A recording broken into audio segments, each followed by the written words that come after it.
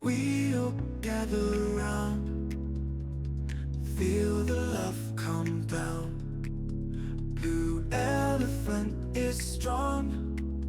Together. Hey guys, welcome back to my channel. So we are going to try something new today.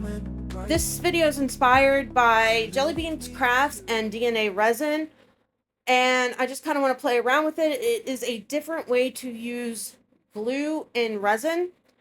So we're gonna have some fun and see how we get along. Now the first thing I'm gonna do is we're just gonna do this cute little frog because why not? And I got some eyes. Now don't laugh. This is the first time that I have attempted to put eyes into any mold. And let me tell you, I don't know if they all come sticky back, but these ones did. And I didn't even know, honestly, that that was a thing. And it was not fun. This probably took me longer to get this out or get them in than anything else I did in this project. So if you've not done it before, I don't know, maybe it's just me and I'm just not smart enough to get it right. I don't know, but I had a time with it.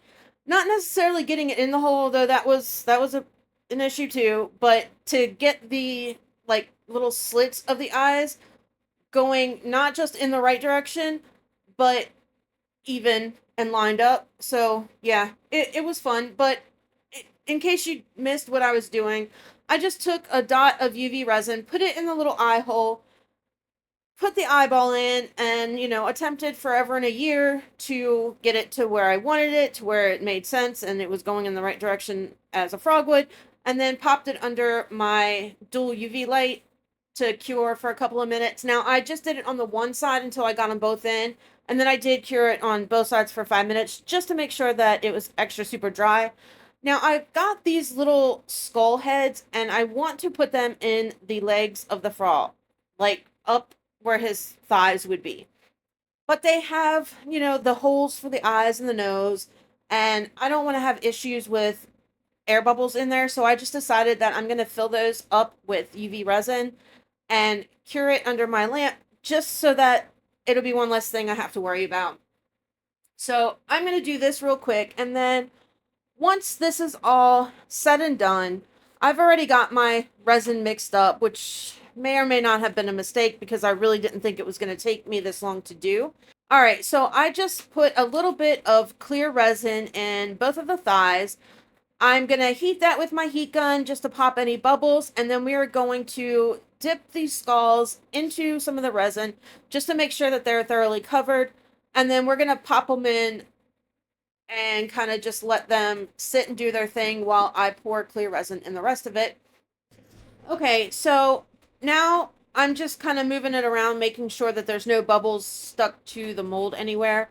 And we are going to pop these skulls in here. Now I want them facing, like the top of the skull facing like inside that thigh area. Facing downwards, obviously, like the chins are coming into the body. And now I'm going to add the clear resin to the belly of the frog. I'm filling it up just underneath where the arms would go. And we're just going to set this off to the side while we do the next step with the glue. So I'm just taking a couple little cups and I'm just adding a little bit of glue in there. And then I'm using Let's Resins. This is the grape chameleon powder. And I'm just going to mix that into the glue. And then I'm also going to use some of their hollow glitter in black. And in the video that I watched from DNA Resin, she puts it into one of those little squeeze bottles and kind of squeezes the bubbles into the actual resin itself from the squeeze bottles. I want to see if I can do something different with it. I am going to attempt to see with my dotting tool. I'm just kind of putting it on there and then I'm going to drag it through the resin and kind of get like 3D looking wavy kind of lines and some dots in there. And I just want to see if that's going to work. I don't know. I'm not sure. Now, a big difference in how it was done by DNA Resin is when she put it in there, she like completely covered the glue in resin. Mine is kind of floating up on the surface. Like I'm pushing it down, don't get me wrong, but because when I'm pulling the dotting tool up, it's rising to the top of the surface as well. And then as I noticed as I was continuing on, just kind of mixing up the colors, that what's happening is it's not staying in the kind of lines that I'm trying to pull it into to get a design. It's just kind of balling back up into little bubbles. So it definitely deserves more kind of trial and error and playing around with to see if there's any way that you can get it to do like some cool designs. I'm not sure. Regardless, either which way, the bubbles look cool. Now you could definitely do like another layer like she did and have them double up.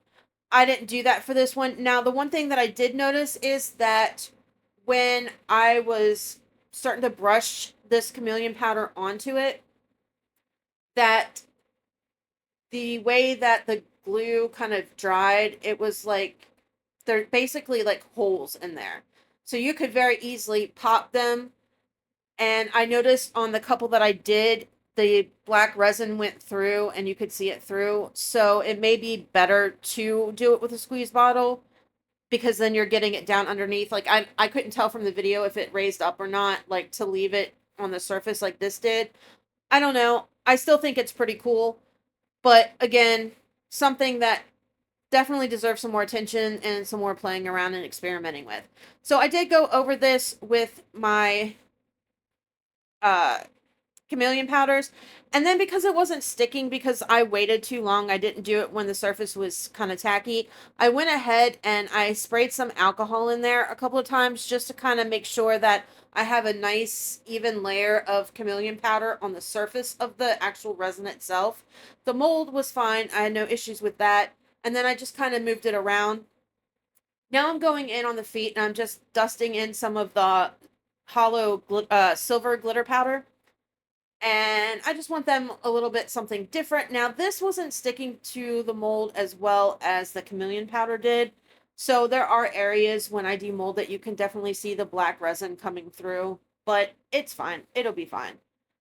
Adding a little bit of Rolio black pigment paste to my resin, and then we're going to pour this in. Now the other thing that I didn't notice until I started, or I don't want to say didn't notice, I didn't pay attention to, was the fact that alcohol, typically when you do the alcohol, mica powder, or whatever trick, it usually evaporates pretty quickly.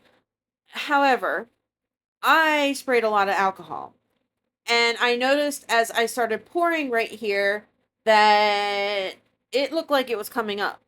And then I realized, I'm looking at it and I'm like, well, maybe it's just the silver floating from the hollow powder that I put down. Poured a little bit more in and I'm like, nah, this is still wet. I touched it, sure enough, it was still wet. So I'm not sure if the black resin going over that area is going to completely just show through black because it was still wet and it just washed it away. I don't know.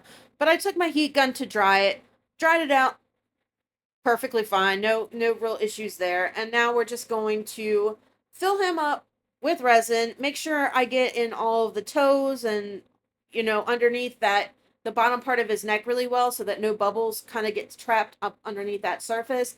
Fill him up, let him cure, and here we are 24 hours later, and it is time to demold this. And of course, all my fingernails broke, so I didn't have a fingernail to get in between to break the seal between the resin and the mold, which made it a little bit more complicated to kind of, you know, get it out. But it'll be okay. Anyway, as soon as I finish demolding it sometime today, we are going to have a look at this thing and see how it turned out. All right, you ready?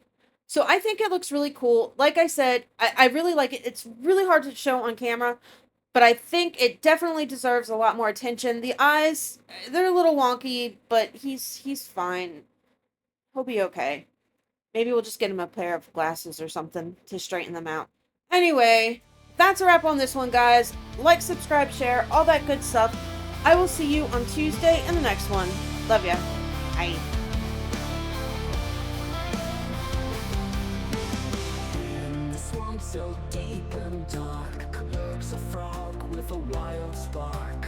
Legs adorned with tiny skulls, croaking tales that give you chills. Moonlight dances on his skin, shadows whisper from within.